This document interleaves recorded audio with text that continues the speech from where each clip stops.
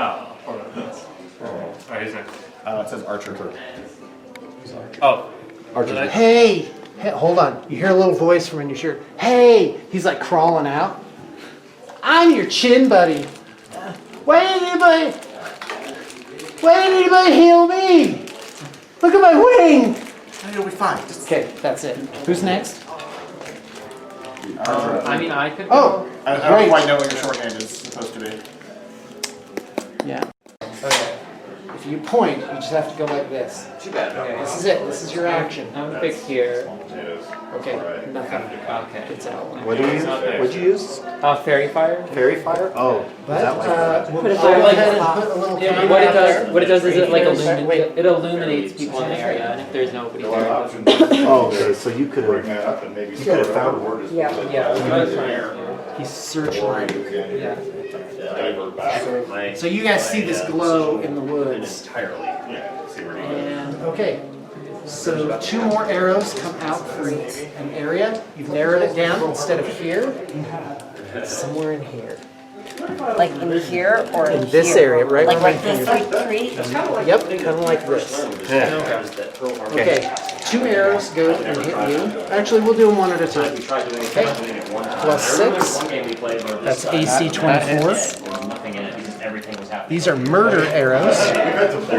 So they do extra damage. So the arrow hits you, and out of the sides of the arrow, these bladed spikes shoot out. Oh God. Yes. So this is a murder arrow mark. We'll put that on you. Here it comes. It's 1d6 plus 4, plus 4d6 for the spikes. I couldn't do anything. Holy Moses! Okay, she's in bad shape, guys. Oh my That's 9, 21, 26. I used to use the death dice. I'm using the death dice. Death arrows. Well, it's 1 on 6. Am I after her? So this is tough. So your character's Van Helsing. So Keela's next, Right? and Tom is on deck. Kira's next? Van what? Yes. Vanna. All right, guys. V-A-N. I need a move, huh? Oh, okay. Yeah, you're after her. She just went right. All right. Next? I am. Where's your character at? Huh? Jonah, where's my Oh, outlaw okay. notes? Your outlaw notes? Have you moved? Under. Did you I move? think she went out of order because I didn't understand what his writing was. Well, I just moved my left. Anthony, your character recognizes these arrows Okay. from the guy you're after. Well, the archer just went. He makes them. So who's after the archer? Hold on, there's another arrow that shoots out. Oh. God. So I guess And you're Targeting. we're gonna shoot After the at. archery is Zila, then Tilla. Zila. What are you down to? I thought I rolled high. I thought I was after. Yeah. That's a tough call. Shoots you again. Plus 6. Oh, okay. Ah, 1. Ah! Oh, you were gonna go down and you didn't. Okay, who's next? Assistant Zila's DM. next. Right. And on deck to Tilda. You can stop recording.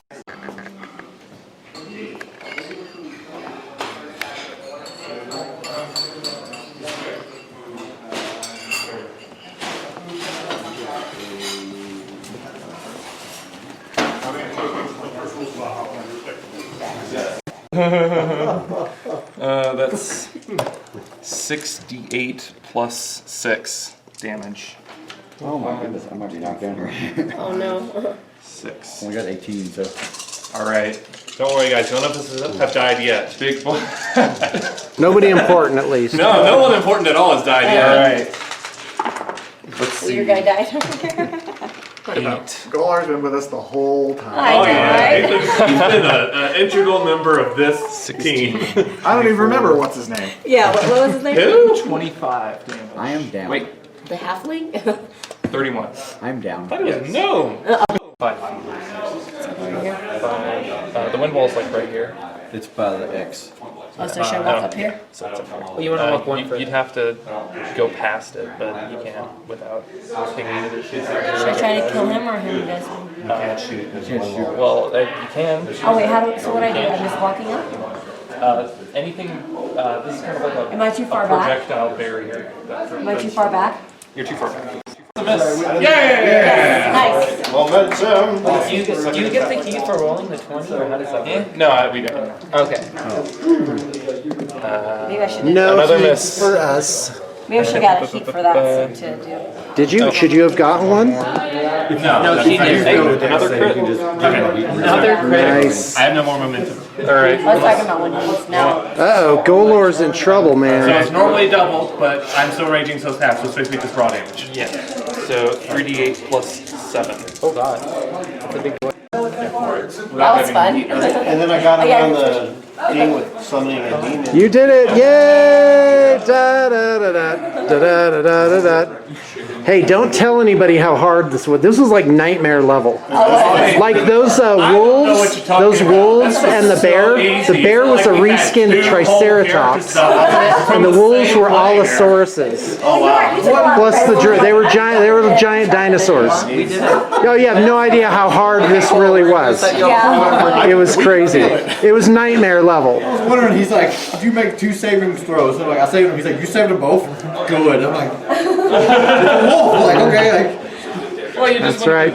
Well, we looked up dire wolf, and a dire wolf is a pansy. He would have lasted a half a second, you know. And hats off to my wonderful assistant DM. Yeah, you did it! Yay! Are we done?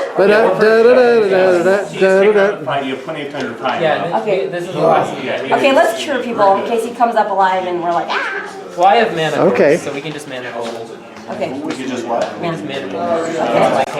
Hey, Blue Table fans! I'm in the beautiful, beautiful Timber Moose pool room. Oh my! All right, here's the deal. I'm putting this video segment at the end of my hodgepodge of videos that I took for my Dungeons and Dragons game that I ran up at Valhalla 2020. And this is the third year that I've been doing working models for my Ultimate Dungeons and Dragons concept, or if you will, Ultimate Fantasy Role-Playing.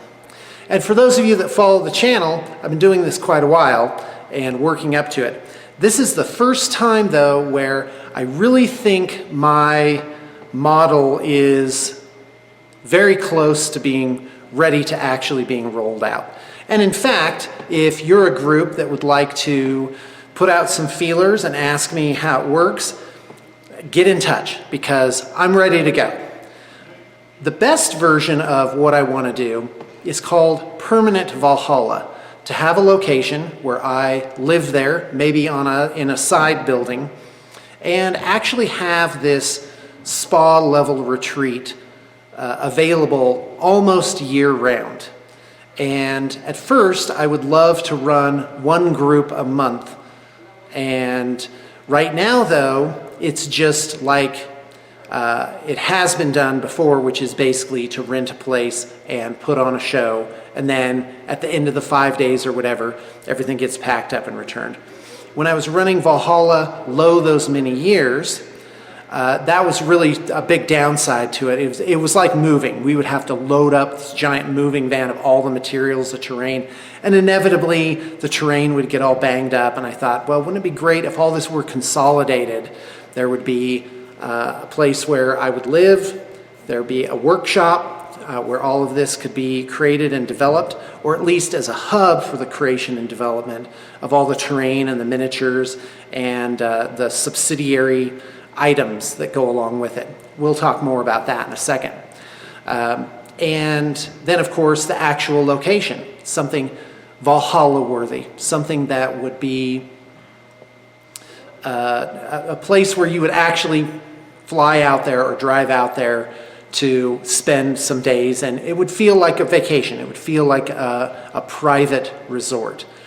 And so with the idea of Ultimate D&D, which is just a working moniker, is what is the best experience you could have with a role-playing game? The best setting, the best food, the best materials, terrain, miniatures, the best DM, and to have support as well.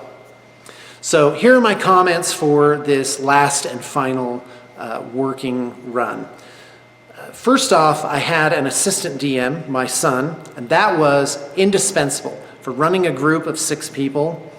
I don't think I would go higher than 6 actual players playing at a time.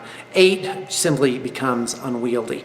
I could have a version of it where I had 2 separate DMs and sort of running something concurrently that might have some overlap to it. But that's a topic for another day.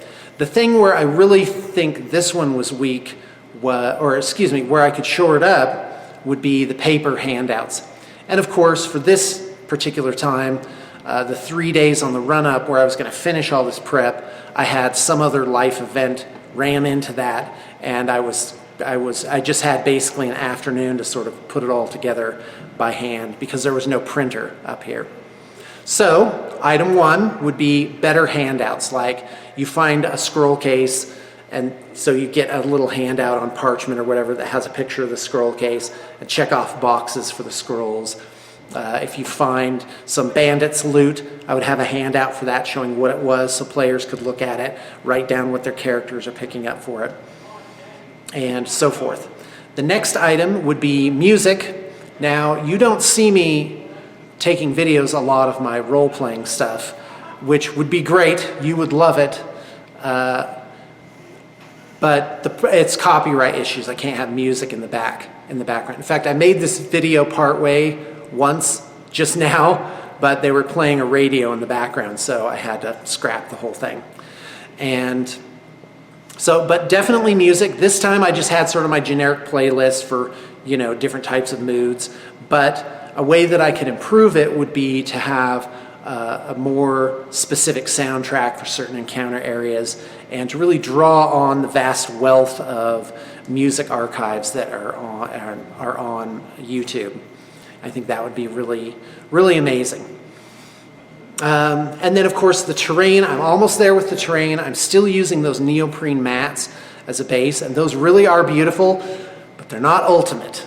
And that would be to have full-on 4-foot square or larger, possibly even smaller, actual terrain made to a high quality, and then put the trees or stalactites or whatever on top of that. And really up the quality of my terrain, which is already really good. It's already good enough to where people would come out and just be like, oh wow, what a deluxe setup. It's certainly what I have already, which is just bins and bins and bins of great terrain, is better than anything I've seen online in terms of people running a role-playing game. And what would be the next thing? Build a tighter module, have more preparation, like the characters, the players actually making a proper party. Now, if I had a group coming up that was already a group, like they said, all right, we want to back your project, Sean, and I would love to find a group in October of this year. Yes, in the next 30 days. And I actually have a place where there is a door opening to have that permanent Valhalla, and to me it just gets my heart racing. It's so amazing. Really a decade of working up to this situation, not only refining the materials, but refining the actual vision of it. Really going out and trying different things. Like Valhalla 2013, I think it had 42, which during my reign was the highest that we had at. That actually seemed like a lot of people. And of course, what I'm talking about now is doing something different than what we've done so far, and also very much smaller than that. And that goes hand in hand with sort of a life transition that I'm having now, which is, well, less people can be better. So there's that, so I'm putting it out there. I'm ready to roll, guys. This is it. The other thing is my collection of miniatures is I have some pre-paints in there. The pre-paints gotta go. Those are fantastic for when I'm playing with my kids, but they're not ultimate. You've got to get the miniatures like, I could polish them up about 10% right now. I could make that improvement. So get rid of the pre-paints. Also, I need to make sure my bases are consistent. Some of them are on different types of bases, like rounded lip or beveled or even 90 degree. bases. So to go through the whole collection and clip off all the ones that are not consistent and rebase them nicely on consistent bases. And in terms of version of game that I'm going to be playing for the Dungeons and Dragons thing, I think I love Pathfinder 1.0.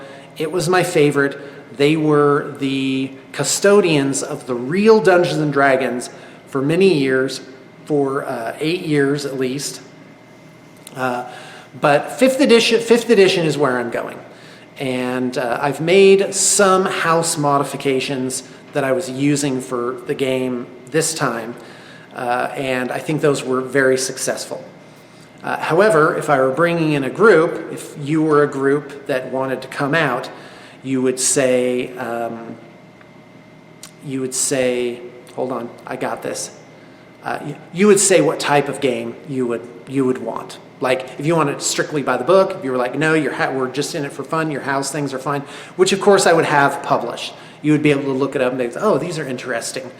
And then there are minor things, like I generally I push just a little bit for time limits on turns, and so to finish your turn in 1 minute. And I have ideas for that. And that actually really worked well. Something that worked amazingly in the session that I ran for the adventure I created. In fact, let me tell you a little bit about that.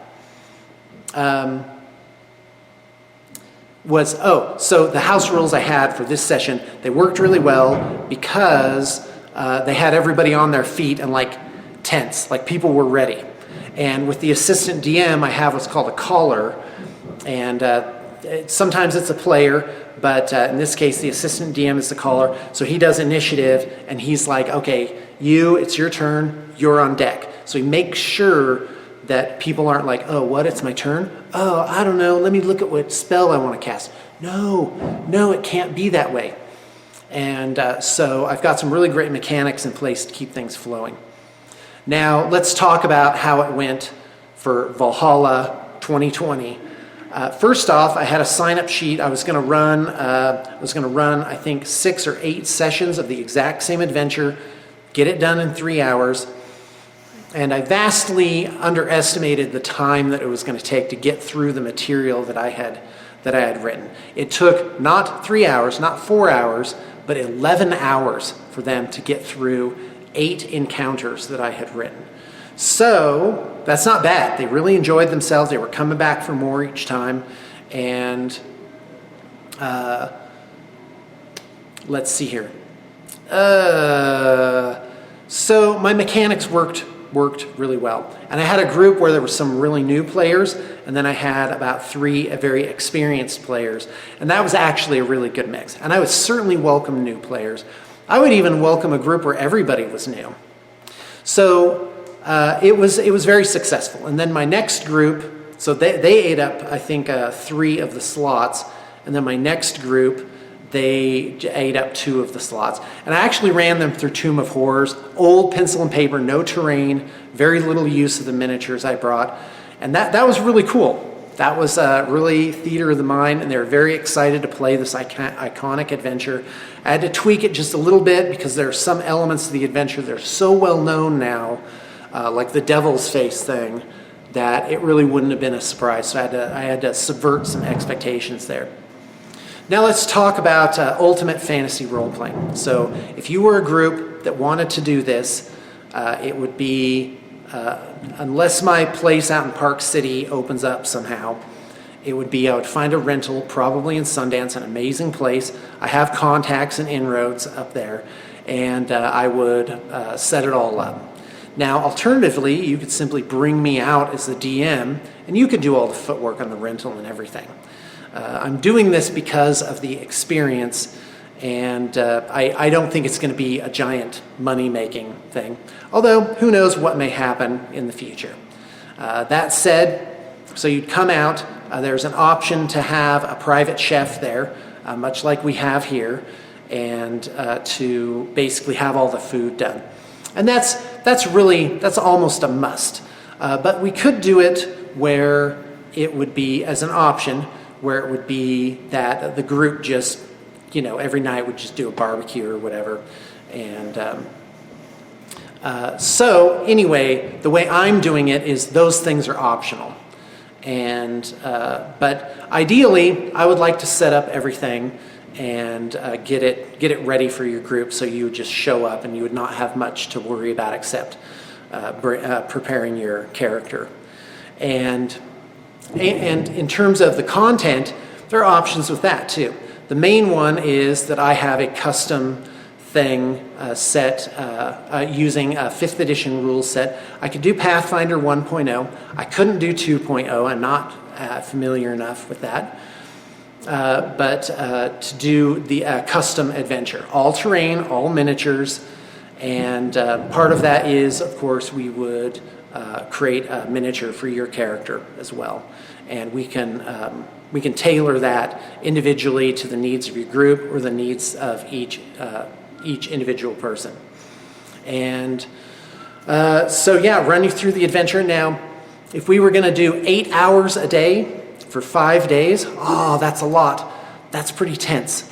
So I envision it more as one solid session with a possible smaller session as a supplement. And then the rest of the time just doing vacation resort types of things. Whatever the amenities are of that particular location. There's usually in Park City, there's amazing places to go down there. Same with Sundance, there's a resort down there that is down the hill that is absolutely outstanding. And of course, just hanging out, play some board games and be there. Be there, just enjoy yourself. All right, well, that's pretty awesome. I'm ready to roll. I've done my prototypes. I feel confident in what I'm doing, and with just that extra 10% of polish, I can definitely have it ready to roll. All right, well, thanks for tuning in. I really appreciate it. And for those of you interested in, obviously, for Blue Table Painting's main event, which is the custom work that we do on commission, that's still rolling. This is definitely not going to impact the momentum going there. And so, yeah, as usual, just a little update. We're working on 50 projects. I've got a great crew, and I am working hard day and night to make sure all those projects are moving forward. And of course, you guys always get to see the wonderful things that roll off the line. If I had to estimate, I'd say 1 to 2 armies a week, or the equivalent if you bunch together a bunch of smaller projects, is what's coming out of the company right now. All right, well, thanks for tuning in.